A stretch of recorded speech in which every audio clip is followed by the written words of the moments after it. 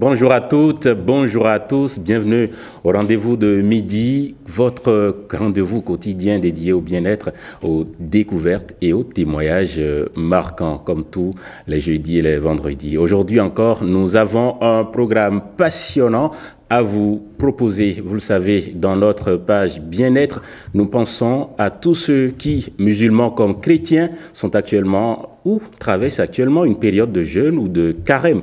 Après une période de jeûne ou de carême, il est essentiel de bien gérer la reprise alimentaire pour éviter les désagréments digestifs et préserver son équilibre nutritionnel. Quels sont les bons réflexes à adopter? Quels aliments privilégier et lesquels éviter? Nous vous donnerons tout à l'heure des conseils pratiques pour une réintroduction alimentaire en douceur. Nous aurons le plaisir d'accueillir Catherine Tawes, journaliste à Radio Bénin à l'AFIA, l'un des organes de la Société de radiodiffusion et télévision du Bénin, SRTB. Depuis 10 ans, cette radio se distingue par un engagement unique, diffusé exclusivement en langue locale, un défi ambitieux qui vise à rapprocher l'information du plus grand nombre et à valoriser le patrimoine linguistique du Bénin. Avec notre invité, nous reviendrons sur cette décennie d'engagement, les défis relevés, l'impact de cette approche et l'avenir de la radio en langue nationale. Dans notre rubrique culinaire, nous vous dévoilerons une nouvelle astuce qui pourrait bien simplifier la vie en cuisine. Restez avec nous pour la découvrir. Et enfin, nous terminerons avec un témoignage aussi saisissant, troublant qu'instructif. En voulant envoûter son époux, elle a gâché sa vie. Une histoire poignante qui nous rappellera que certaines décisions motivées par le désespoir ou l'illusion du contrôle peuvent entraîner des conséquences irréversibles. Un programme riche et varié. Prenez siège, le rendez-vous de midi commence maintenant.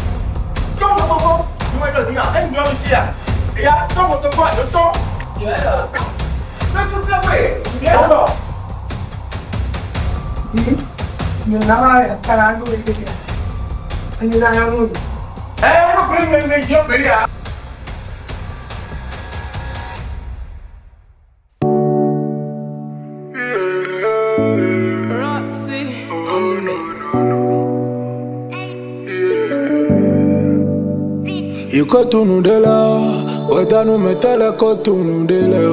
Imano lombo nanta wenume, inano badona chono de zundome. Bona igbeche roji, tralala igberando nuyoru mentole. Mema wanu bakon les 3 fois sele. No momi dali jino lomi da jotole. Yego se wa mama no kume na choyo no achobo kazambi du vime ino gbe kaka wa kono kono akume odi vije kono gbe kando nu me ngo singleta ko bwe vie njori o wa nu bo so se do hwe ngo wo no le du nu yende awe afowe no e ma inseku no we no note unpe me de la da be batole me bla me che don comme il est nous faisons de l'air. Au de ton vie, maman te nous dit, et quand j'ai tout dit, vous commencez oui. Hey, notre tête, y'en a déjà fait roro. Ma kato khoa e mono to alagbe, chogbe, lagbe mi biola jena wa kwegbe ai. Muno bojo bidonu ma ogbe, no no. E wa to iche me to wa to mi la bona da wedo.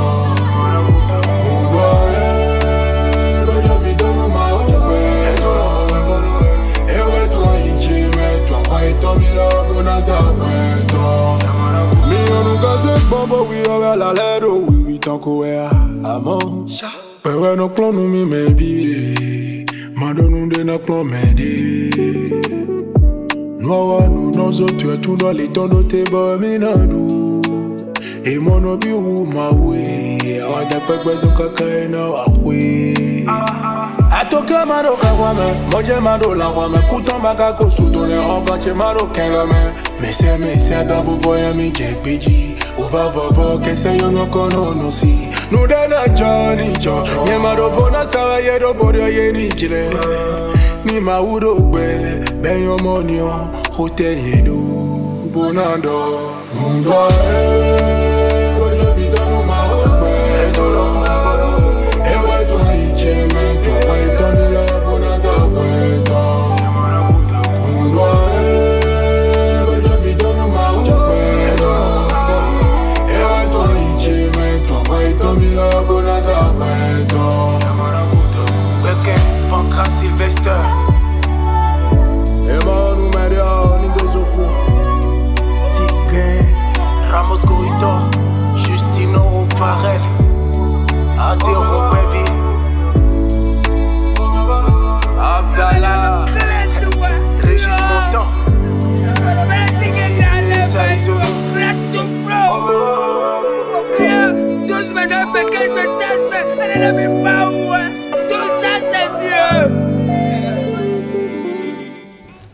Voilà, Tigang, merci de nous permettre d'entrer pleinement dans cette émission. Tout de suite, le premier plateau, c'est notre invitée, Catherine Tawes.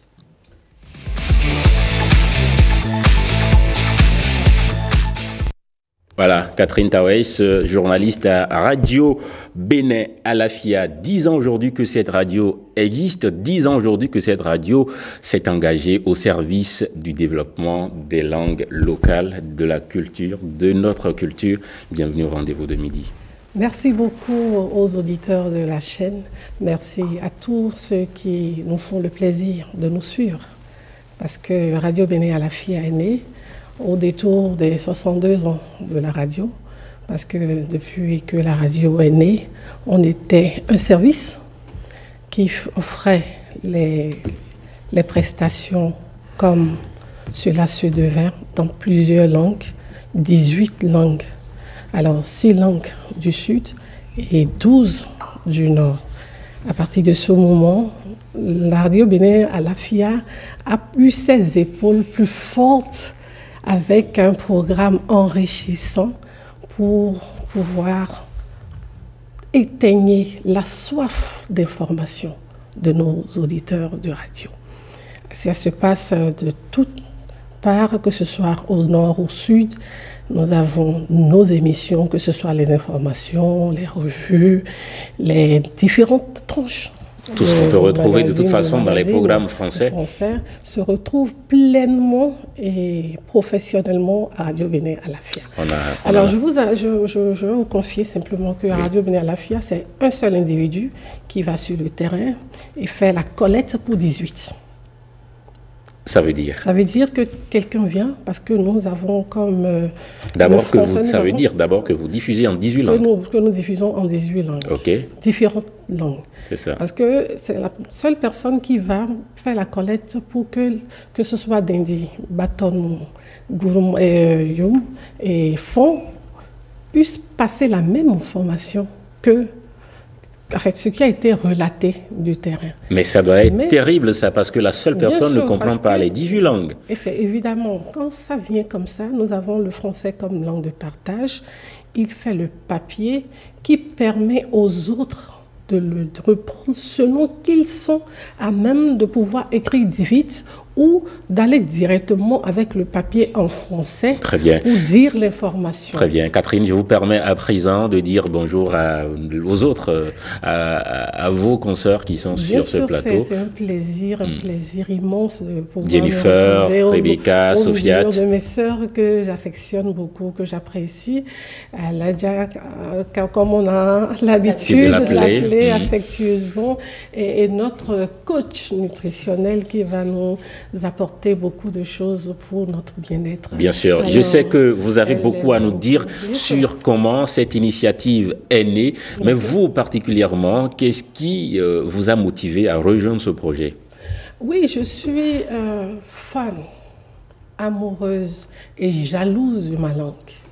Et je pense que ce que le français ou celui qui parle et passe l'information en français, le dit, je suis à même de pouvoir le faire parfois même mieux que lui. D'ailleurs, mieux que lui. Parce que je suis obligée d'aller d'abord en français et de revenir dans ma langue. À partir de ce moment, je dois être jalouse de pouvoir faire le travail qu'il fait et aller voir mes parents qui me comprennent mieux. Parce que tout le monde ne comprend pas français chez nous. Et donc, la majeure partie parle dans nos langues. Nos cibles sont connues. On est d'accord. Vous, quel est votre rôle au sein de Radio Bénin Alafia? Je suis dans tout. Je suis à la marmite et je suis bouillir, remuer comme il se doit. Parce que ce soit les informations, que ce soit les magazines, que ce soit les émissions débat, on y est. Donc, ce que je fais, c'est tout ce que tout le monde fait. Même les retransmissions en direct, Radio Bénin Alafia nous offre cette possibilité d'écouter les retransmissions en direct des matchs. Donc, pour dire que Radio Bénin Alafia a une capacité d'accrocher son auditoire à travers plusieurs langues au même moment et atteindre plusieurs cibles dans la même tranche horaire. On est tous d'accord que diffuser exclusivement en langue locale, vous avez commencé à le dire, c'est un défi, c'est une ambition très audacieuse. Quel est l'impact principal, les retours que vous avez depuis 10 ans? Comment est-ce que vous vous sentez avec les retours? Vous savez, nous avons nos tranches qui sont des troncs communs, comme on a l'habitude de le dire, que ce soit par exemple les émissions Rendez-vous culturels, Défis du monde rural, sont des émissions de troncs communs. Il y a par exemple les émissions Terroir qui parlent de l'actualité. Et donc, les émissions interactives sont nos baromètres phares sur lesquels nous reposons pour dire que les gens nous suivent. Parce que quand la tranche du Denzi arrive, de Karimama à Nateni, à Materi ou à Waké, les gens nous appellent. De Cotonou à Bembereke, on nous suit. À partir de ce moment, ça nous donne plus de force. Parce que nous avons des tranches où les auditeurs viennent dire ce qu'ils sentent, ce qu'ils veulent, ce qu'ils ressentent. Donc, il y a même la grogne matinale, parfois dans 5 langues nationales, qui passe tous les jours. En tout cas, on vous sent très motivé parce qu'il nous arrive parfois, il faut le dire, de se retrouver avec vous sur le terrain, suivre certains reportages et puis bon, c'est visible. Voilà. Vous êtes très motivé. Jennifer a envie de vous poser une question, mais avant, on va suivre ce petit film que vous nous amenez, qui résume certainement comment est-ce que ça se passe de l'autre côté de Radio Bénin Alafia. Est-ce qu'on peut suivre?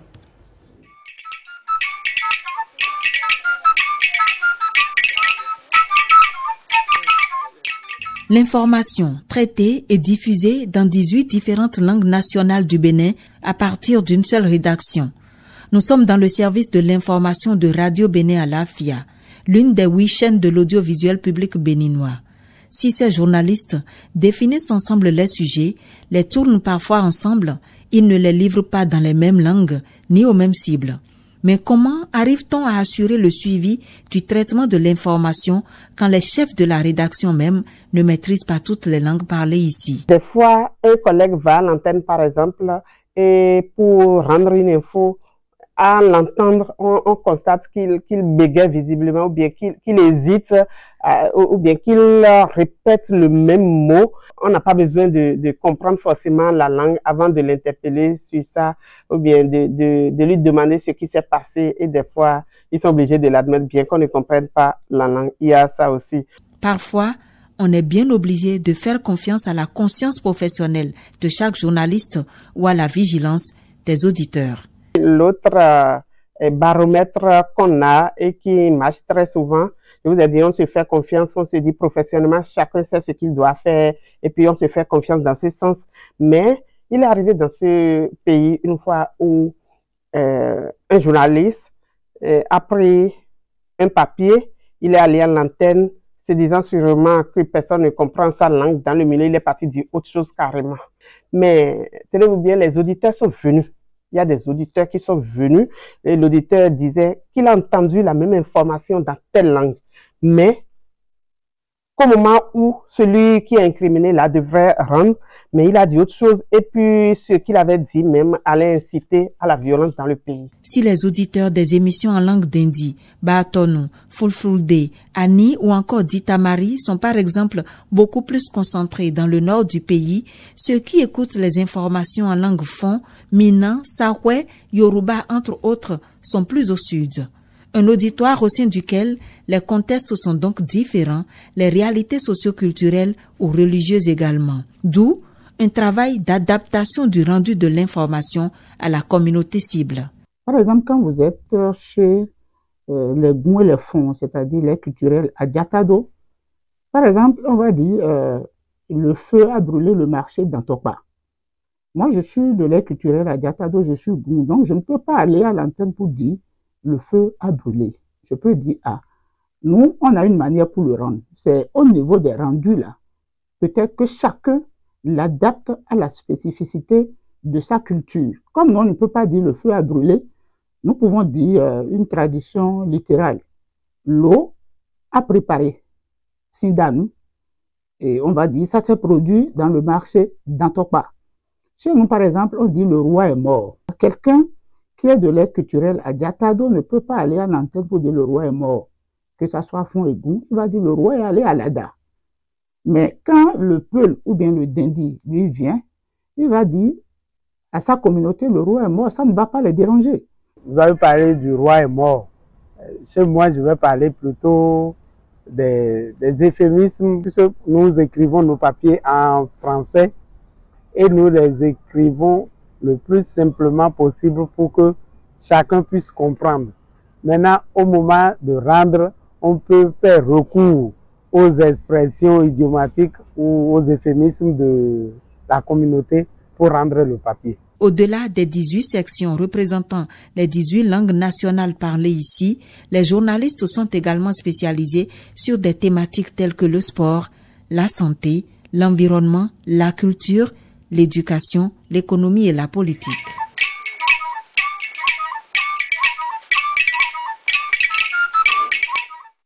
Bien sûr que nous avons bien reconnu la voix de Cécile Goudou-Pangon, rédactrice en chef adjointe ou secrétaire de rédaction à Radio Bénin, votre consoeur, n'est-ce pas? Bien sûr, il y a encore des défis à relever, c'est sûr, aujourd'hui. Oui, c'est sûr. Nous savons que vous avez désormais une télévision au sein de la SRTB qui va diffuser exclusivement en langue nationale, qui fera pareil comme ce que vous faites déjà à la radio, oui, mais il y a toujours des défis à relever. Oui, parce que jusqu'à aujourd'hui, il y a encore des coins d'ombre où parfois les auditeurs ont envie de nous écouter, que ce soit des États-Unis, que ce soit du Nigeria. Nous avons des auditeurs qui nous appellent dans les émissions interactives pour dire à tel endroit on ne vous suit pas. Donc parce qu'on ne vous suit pas, c'est difficile. Donc c'est un appel, un plaidoyer à l'endroit des autorités à nous aider, qu'on couvre véritablement tout le pays. C'est sûr que votre appel sera bien entendu. Voilà, Jennifer avait une question. Oui, justement, ma question qui a été un peu abordée dans votre élément. Vous m'avez dit que vous écrivez le papier en français. Oui. Et j'y ai assisté une fois, j'étais à la pause de voir quand le collègue Benoît Wandja avait son papier en français, mais il lisait en mina. À quel moment vous faites la traduction? Dans la tête, sûrement. Ce n'est pas ce que vous pensez. C'est pour ça que vous avez peur et vous pensez que c'est notre chose, c'est notre moi. Ce que vous écrivez en français, je vais vous le dire en langue. Ça vient aisément. C'est pourquoi on dit qu'on soit jaloux de nos langues. Aujourd'hui, tous nous écrivons dans les langues. Alors moi, j'écris en Dindi. Il n'y a pas de souci. Le Batonou écrit en Batonou. Il y a des personnes parmi nous, parfois, pour faire des traductions, ils écrivent rapidement. C'est plus facile pour eux d'écrire dans la langue. Bien sûr. Et prennent le papier en français et diffusent. Donc, il n'y a pas de souci par rapport à ça. Mais si vous avez l'autre défi, c'est vous m'avez demandé comment ça se passe. Oui, parfois, il y a d'autres communautés de base qui nous soutiennent. Parce que lorsqu'il y a une nouvelle appellation ou des expressions qui va peut-être vous embêter dans le dire, on prend du recul. On appelle les anciens, on appelle les sages pour dire « je veux dire telle expression, comment ça se dit? Qu'est-ce que je dis pour que ce soit correct ?» Donc nous avons ces jokers qui nous soutiennent beaucoup, c'est le lieu de les remercier tous et dire que nous sommes toujours en apprentissage. Vous savez, la langue évolue. C'est ça. Et nous avec. Catherine Tawes, avec surtout. Merci. Nous aurons l'occasion de débriefer comment Radio Bénin Alafia a bien célébré ses 10 ans d'existence. Un dernier mot? Nous vous invitons à nous rejoindre à la fête, parce que même si nous ne sommes pas aussi grands, c'est heureux. Et nous avons maintenant l'occasion de pouvoir dire merci à nos devanciers, ceux qui ont pensé la radio avec nous. Monsieur Maris Balogun, Pascaline Ouliwa, Babalola, le directeur de radio Christian Dosouza et les autres qui ont œuvré fortement que Radio Bénin Alafia naisse. On leur rend hommage, on dit merci pour ça. Un petit clin d'œil à votre tout nouveau directeur, sinon ancien nouveau directeur. Oui, notre ancien nouveau directeur, c'est le nôtre, parce qu'il nous a vus. C'est un monsieur, particulièrement moi, qui m'a beaucoup soutenu quand je suis arrivée en même temps. Il m'a épaulé, il m'a appris à faire beaucoup de choses vite dans le temps. Et donc, j'ai été très heureuse qu'il soit là. Et c'est le lieu de dire merci à Urbain Sessou, c'est notre homme. Et on va prier que le Seigneur lui accorde la bonne santé. Sinon, si c'est l'ardeur, le courage, l'engagement. Iliana, bravo Urbain Sessou, bravo à tout Radio Bénin Alafia. Bonne célébration à vous. Catherine Tawes, merci. Bonne célébration à nous tous et bonne célébration à nous tous, justement. Catherine Tawes, merci d'être venue au rendez-vous de midi, et ce rendez-vous qui se poursuit avec le plateau Bien-être.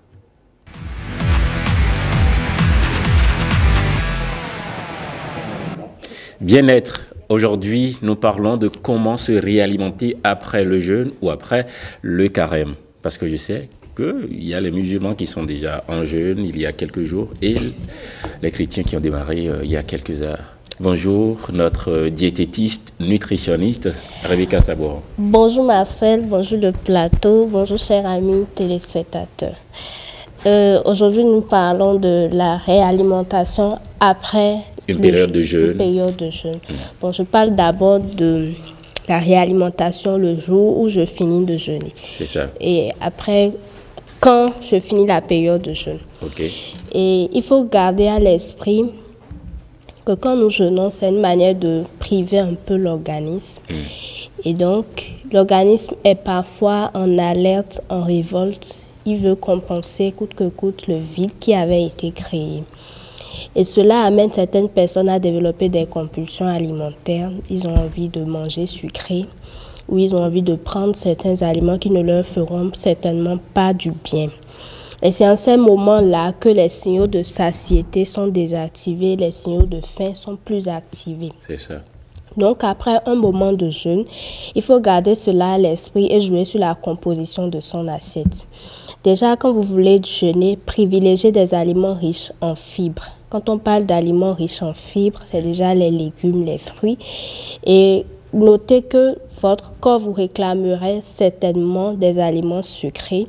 Vous pouvez compenser cette envie du sucre avec des fruits au lieu de chercher à prendre des sucreries comme certaines personnes le font, au lieu de chercher à prendre des sucreries, de la bière chez certaines personnes bien glacées, c'est des choses qu'il faut éviter. Si vous avez une forte envie de manger sucré, misez plutôt sur des fruits. Ces fruits vont vous apporter également des fibres qui vont plus vite favoriser une satiété à votre niveau, parce qu'après les moments de jeûne, les signaux de satiété sont désactivés. Il faut y aller en douceur. Voilà, en douceur. Donc, privilégiez des aliments riches en fibres, les fruits, les légumes. Et en voulant manger après les moments de jeûne, faites l'effort de privilégier des céréales complètes. Quand on dit céréales complètes, si je dois faire un choix, par exemple, entre la cassa et la pâte de maïs complet, c'est plutôt mieux de se pencher vers la pâte de maïs complet, donc des céréales, des féculents cuisinés à base de céréales complètes. Parce que quand c'est complet, ces céréales contiennent encore des fibres et les fibres vont plus vite favoriser la satiété. Vous allez manger peu et être vite rassasié. Parce qu'après les moments de jeûne, on mange souvent beaucoup plus que ce qu'on a l'habitude de manger. Alors, y a-t-il des aliments à éviter absolument après le jeûne? Oui, après le jeûne, il faut éviter les sucreries. il faut éviter l'alcool. Il y en a qui prennent de l'alcool, des boissons alcoolisées pour déjeuner. Ce n'est pas bien. Il faut éviter ce genre de choses. Mais les sucreries? Oui, il faut éviter les sucreries.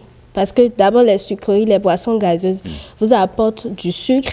Et mieux, après les moments de jeûne, votre corps, en mode survie, stocke plus rapidement. Ce qui expose votre organisme au diabète, à une prise de poids après il faut donc privilégier, en termes de boissons, il faut donc privilégier l'eau. L'eau, oui. Et prenez les fruits également. Les fruits contiennent de l'eau. Les fruits vous y... Et il faut, après les moments de jeûne, il faut bien s'hydrater. Tout dépend aussi du type de jeûne que vous avez fait. Si c'est un jeûne hydrique, certainement qu'au cours de ce jeûne, vous serez en train de boire de l'eau. Mais si c'est un jeûne à sec, après les moments de jeûne, c'est bien de bien s'hydrater pour éviter la déshydratation. Est-ce qu'il faudra privilégier plusieurs petits repas dans la journée ou on y va de façon classique, 3 repas par jour ou on peut faire plusieurs petits repas par jour? Bon, ça dépend du jeûne que vous choisissez faire. Vous parlez de la période du jeûne ou bien vous parlez de l'après-jeûne?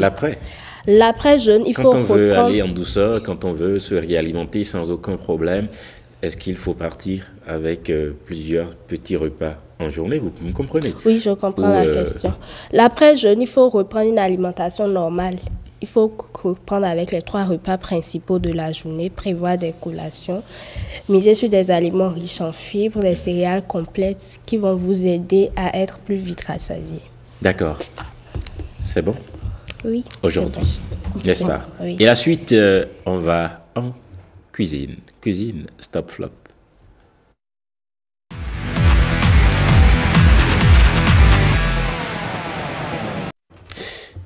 Pas de transition. Sophia Tosseni, bienvenue de nouveau. Merci beaucoup, chers amis téléspectateurs, bonjour.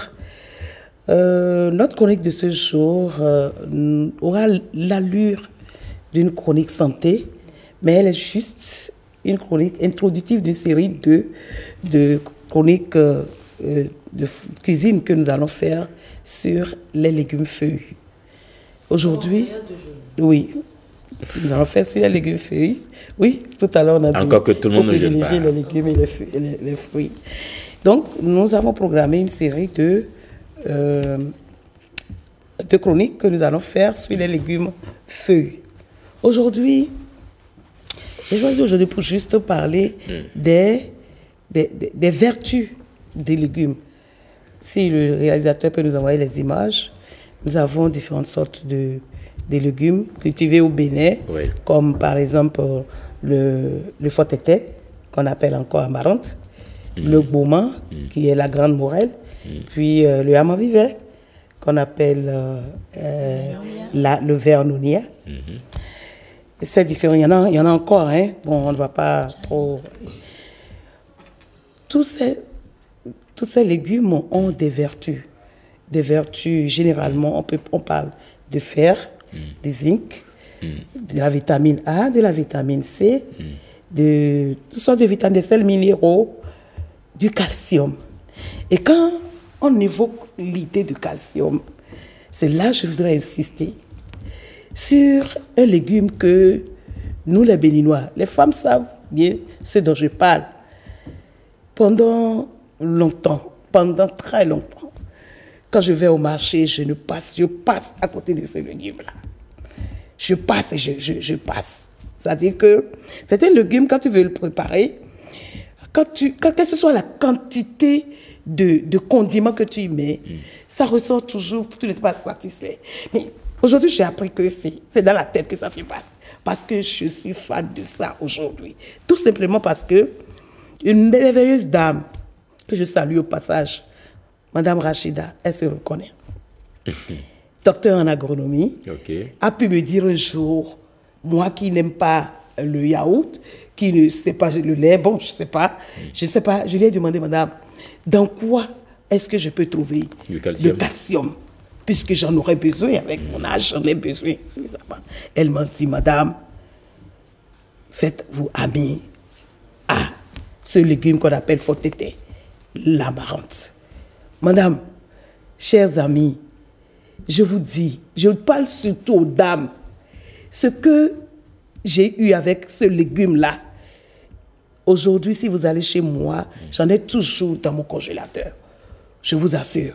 Parce que le légume là, dès que vous sentez, pour les dames qui ont des problèmes d'arthrose, dès que vous sentez un coup, que vous avez mal dans vos genoux, dès que je mets ça sur ma table, je crois que c'est comme un coup de magie. C'est une astuce que je donne aux dames.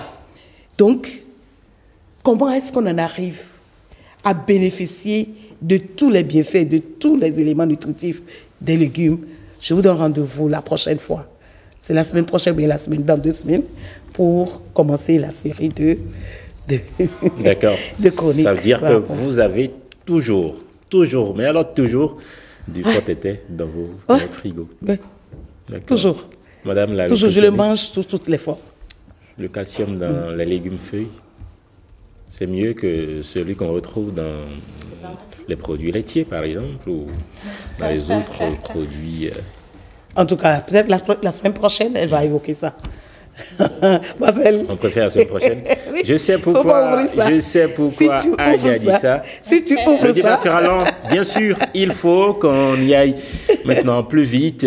C'est la dernière étape de ce plateau vécu. Nous terminerons bien sûr avec un témoignage aussi troublant, saisissant qu'instructif.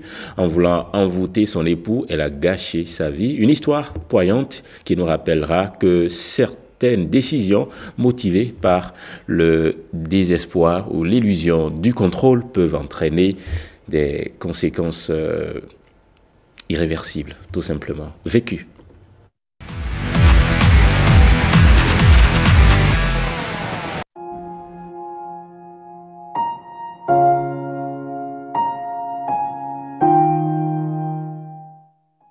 Bonjour à tous, j'aimerais partager une histoire que je vis, qui me fait peur, qui est triste, mais qui est entièrement ma faute. Je suis une femme mariée, on a fait la dot, mon mari et moi, et ça va faire 10 ans en fin de cette année. On a 3 enfants, notre première fille avait 2 ans avant qu'on ne fasse la dot. Évidemment, on a de petites disputes par moment, mais on arrivait vraiment à s'accorder. Mais les choses ont commencé à se gâter, je vais dire, il y a 1 an. Mon mari est très brillant, il a toujours été très brillant. Il travaille dans tout ce qui est génie civil, mais ça n'avait jamais vraiment donné. Il était même dans le corps avant de me rencontrer. Et malgré tout, il arrivait à subvenir aux besoins des enfants. Il se battait vraiment pour qu'on ne manque de rien. Donc il y a 1 an, il y a eu un gros coup de grâce. Il a l'habitude de postuler comme ça, mais à un moment c'est devenu notre quotidien. Sauf que cette fois-ci ça a payé. Une grosse structure l'a appelé et il est en train de diriger pas mal de travaux actuellement et notre vie a totalement changé, je dirais. Là où c'est devenu très compliqué, c'est que je ne voyais plus mon mari. Il n'était plus à la maison, il rentrait à des heures vraiment indues. Au début je ne me suis pas inquiétée, c'est vrai, je me suis dit c'est le travail, c'est le prix à payer. Mais après, j'ai commencé à de moins en moins supporter. Et au fond de moi, j'ai commencé à souhaiter qu'il perde son boulot sans forcément matérialiser cela parce que qu'on le veuille ou pas, c'est les enfants qui vont mieux s'emporter. Et je me dis, peut-être quand il va finir ses contrats, il aura le temps après. Mes copines aussi ont commencé à me parler et à me dire de sécuriser mon mari. Au début, je ne taillais pas vraiment d'importance parce que je me disais, il n'aura même pas le temps de rencontrer des femmes parce que déjà, le boulot lui prend tout son temps. Sauf que bon, une fois, vu que moi je m'exprime, j'ai l'habitude de lui dire que je ne supportais pas la situation. Et cette fois-là, il m'a répondu de façon très virulente. Là, je me suis dit, il faut que je réagisse. Je me suis dit, vu qu'il gagne de l'argent, il a commencé à prendre ses aises et puis il me parle mal. Donc pour ne pas que mon foyer se gâte, j'ai vraiment accepté d'aller le sécuriser. Une de mes copines m'a accompagnée chez un marabout qui a l'habitude de l'aider. C'est un jeune. Je lui ai clairement dit que je voulais juste que mon mari m'aime. J'ai beaucoup dépensé, mais malheureusement, mon mari a perdu son boulot peu de temps après. Il n'a pas été démis de ses fonctions, mais on lui a arraché certains marchés. Mon mari est devenu très triste. Et le pire, c'est qu'il ne reste pas à la maison. Il travaille toujours jusqu'il ne gagne plus autant. Il est un peu comme un ouvrier maintenant. Donc, tout ça m'affecte. Et je me suis dit que je vais corriger le tir quand j'ai vu le marabout en question. Il m'a expliqué que c'est le processus et que c'est les divinités qui, en voulant m'aider, ont permis qu'il ne perde pas son boulot, mais qu'il descende un peu pour pouvoir être disponible et plus amoureux. Mais sauf que, sans vous mentir, je ne vois pas l'amour. Je ne vois que la tristesse. J'ai l'impression d'avoir détruit mon foyer. Et cette fois-ci, je suis allée pour qu'on détache tout ce qui a été fait. Mais le marabout m'a expliqué que quand c'est envoyé dans la nature comme ça, c'est difficile. Il m'a dit qu'on peut faire autre chose. Mais ce qui est très dangereux, c'est qu'il va devoir mettre ça dans mon intimité. Et pour ça, forcément, il faut que j'ai une relation avec lui. J'ai dit niette. Il m'a dit qu'il comprend et qu'il n'est pas du genre à pousser une femme à l'infidélité, mais c'est la seule option qu'il y a. C'est pour moi une façon de me confesser et de savoir si j'ai encore de l'espoir. Peut-être quelqu'un s'y connaît, est-ce que je peux encore rattraper les choses? Je n'ose pas penser dire à mon mari, mais je sais que si je lui dis au moins, il sera à moitié délivré. Je ne sais pas quoi faire, je suis vraiment désespérée. Merci de me donner des conseils. En voulant sécuriser son époux, elle l'a détruit, n'est-ce pas, Rebecca? Oui, en quelque sorte. Pourquoi avoir envie de sécuriser de cette façon son époux? Quelles peuvent être les motivations d'aller envoûter? Pour moi, je peux penser là à une jalousie extrême de sa part. Sinon, pourquoi avoir ce genre d'idées? Pourquoi même chercher à avoir son mari pour elle seule? Bon, ça je vais un peu loin. Il faut être libre dans sa tête. N'est-ce pas? Oui, il ne faut pas chercher à fouiller, il ne faut pas chercher à garder. En pensant même ainsi, c'est ces pensées-là même qui vont amener le monsieur à la tromper. Mais si elle est free dans sa tête, elle fait ce qu'elle doit faire, elle laisse tout le reste à Dieu. Tout simplement. Mais en ayant ces genres d'idées, ce n'est que là, à ce niveau, qu'elle pourrait en arriver. Voilà. Jennifer, Rebecca a posé une question. Pourquoi chercher à garder son époux pour soi seule? Je suis tout à fait d'accord avec elle. Je pense que c'est un manque de confiance en soi. Et je dirais un manque de confiance en soi. Et je n'ai pas envie de dire certains mots, mais peut-être l'oisiveté.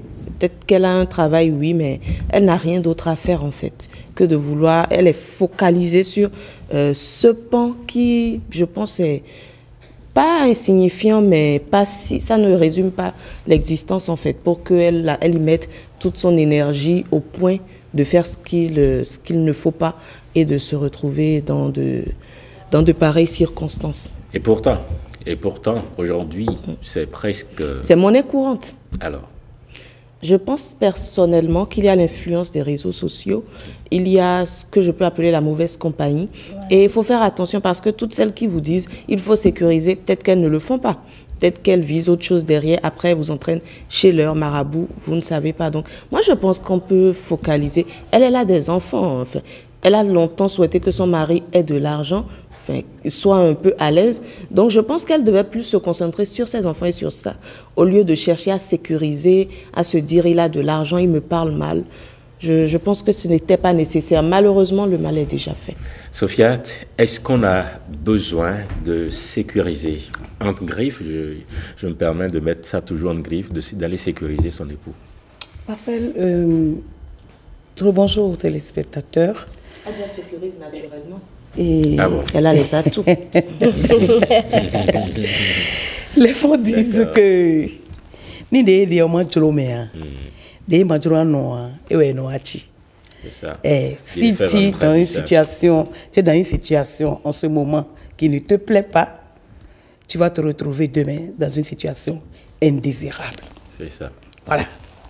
Et le meilleur moyen, puisque la question m'a été posée, le meilleur moyen pour moi, de mon expérience, pour sécuriser son homme, c'est la communication, c'est la prière. Elle voulait... C'est-à-dire que qui ne rêve pas que sa situation au plan conjugale change. La situation a changé. Et la jalousie peut t'amener jusqu'à vouloir que ton mari perde le boulot. Et elle s'est fait aider par des copines. Les amis, je voudrais dire aux jeunes femmes, tout à l'heure, Jennifer a dit, c'est monnaie courante. Vous n'avez pas idée de ce que les réseaux sociaux apprennent aux gens. Sur les réseaux sociaux, tu entends. Et je dis, mais quand est-ce qu'on va arrêter ça? On dit, ah, si tu, comme on dit, ah, tu veux coller serré. Tu ouvres 3 live, 10 live. Tu as ce sujet. Vraiment. Je dis, mais il y a quoi? Ça veut dire que dès que je vois ça, je passe. Si je vais m'attarder, je m'attarde et que j'écoute, je dis, mon Dieu. Et les petites filles seront en train d'écouter ça. Et ça va devenir quoi? Donc je dis, Yonda Soupéo, et non, nous rentrons. Ça veut dire? J'exagère peut-être qu'une femme mariée ne doit pas avoir d'amis. Quand je dis ne doit pas avoir d'amis, non. Amis, mais ne dis jamais comment ça se passe dans ton foyer à des amis, qu'elle soit mariée ou pas. Parce que tu ne sais pas comment elle gère son mari là-bas. Gère ton mari en communiquant avec lui. Si tu as un problème, regardez, ce petit problème. Mon mari, en tout cas, si vous voulez, on ne peut pas vouloir d'une chose de son contraire. Il a trouvé du boulot. Il est le responsable de tout. Tu dois comprendre que c'est toi. On ne casse pas les yeux. On ne fait pas de l'omelette sans casser les yeux. Voilà. Il faut que c'est dans le travail, c'est du temps. Donc tu dois... Moi, je ne voyais même pas de problème là. Quand je lisais l'histoire, je dis, mais et le problème est où? Que peut-elle faire maintenant? Un mari qui reste 4 jours. Le mal est fait. Il me dit, c'est toutes ces choses-là qu'elle a racontées aux amis. On lui a dit, il faut sécuriser ton mari. Jennifer, que peut-elle faire maintenant? Ben moi, je vais lui conseiller, comme Adjala dit, la prière. Je ne sais pas quelle est sa confession religieuse, mais je lui conseille, vu qu'elle n'a pas eu la chance d'avoir un bon marabout qui lui propose maintenant d'aller au sexe, elle ne sait pas sur qui d'autre elle va tomber. Donc, je lui propose d'essayer la prière. C'est vrai qu'il serait mieux qu'elle en parle à son mari, mais là, elle risque de tout gâcher. Si elle tente tout, absolument tout, et que ça ne marchait pas... Vous pensez qu'il y a un moyen de désactiver l'envoûtement? Je pense que c'est possible par la prière. C'est pour ça que je parle de croyance. C'est propre à chacun. Je ne sais pas quelle est sa confession religieuse, mais elle peut avoir une mère, même si elle est dans les religions ancestrales, elle peut avoir une mère, quelqu'un qui va la guider un peu pour qu'elle fasse les choses par elle-même, au lieu d'aller vers un marabout. Je pense que c'est mieux. Ça peut se rattraper, le mal? Oui, je pense que ça peut se rattraper. La prière règle beaucoup de choses. La prière, tout simplement. Sofiat? Elle doit prier intensément. Intensément. Je dis bien intensément. Je ne lui souhaite, je ne lui propose pas d'en parler à son mari. Parce que oui, je ne lui propose pas d'en parler à son mari. Il faut qu'elle prie, qu'elle prie en demandant au Seigneur d'expier ça. C'est-à-dire que de faire en sorte que des traces de ça n'existent plus dans leur foyer. Et parlant de marabouts, les marabouts, si des histoires comme ça, si vous allez voir, il y en a, je peux vous en citer 3, mais je n'ai pas le temps, des femmes qui vont chez les marabouts pour régler un problème de couple, sont toujours pris au piège. Elles sont toujours prises au piège de ces hommes-là. C'est-à-dire qu'ils se disent, mais quelle est cette belle femme qu'un homme délaisse à la maison? Moi, je peux m'en occuper. Et puis, ça y est, ça commence comme ça. Ce qu'on veut faire pour toi. Mais vous vous rappelez cette histoire, vos Villop. Hein? Il y a des cas également autour de Comment? C'est avec ça, c'est avec ce morceau que je vais ouvrir. Vraiment, Sofiat déconseille, ne recommande pas du tout qu'elle en parle à son époux. Jennifer, vous êtes de son avis? Bon, moi, c'est pour ça que je dis c'est délicat. Si elle essaie la prière, quelle que soit, je précise, sa confession religieuse, je sais qu'on arrive à prier dans toutes les religions. Si elle essaie que ça ne marche pas, si elle n'a pas une mère ou quelqu'un d'un certain âge... Au bout de quel temps elle peut savoir que ça ne marche pas? Quand tu pries, tu vas pas attendre 10 ans. D'accord. Donc après, je pense qu'elle peut se rapprocher de quelqu'un de confiance qui a de l'influence sur son mari, vraiment se repentir, dire j'ai fait une erreur, c'est parce qu'on m'avait mal conseillé, maintenant j'ai envie de sauver la situation. Peut-être le réveiller à 2 h du matin, comme on me le dit ici. Je pense que ça peut attendrir son mari. S'il l'aime quand même, il va comprendre qu'elle a juste été sous influence. Mais le laisser là, vous savez, quand on est informé, on est, comme elle-même l'a dit, à moitié délivré. Donc, si elle n'a plus aucun recours, au lieu de le laisser sombrer et voir ses enfants vivre une vie qu'elle ne veut pas, autant avouer. Elle peut en parler avec son époux? Bon, je pense que c'est délicat. Délicat, très délicat. Tout dépend de la nature de son mari. Sofiat a déjà dit non. C'est délicat. Un dernier mot, Sofiat? Je lui recommande de prier. La prière marche en tout cas. Prier, je dis prier intensément. Et rester dans la prière, c'est-à-dire que tu as déjà fait le faux pas, tu pries et tu laisses tomber les amis là. Il faut les oublier. Les amis qui t'ont amené chez le marabout là, il faut les oublier. Très important. Il faut éduquer tes enfants en tenant compte de cette erreur que tu as faite. Oui. Éduque tes enfants avec la prière, éduque tes enfants. Et reste un peu plus avec ton mari. Soutiens-le dans cette situation où tu l'as mis. Merci. Voilà. Sofiat, merci. Rebecca, merci. Jennifer, et merci à vous qui êtes restés à ce rendez-vous avec nous depuis 12 h. Rendez-vous demain encore à 12 h. Merci.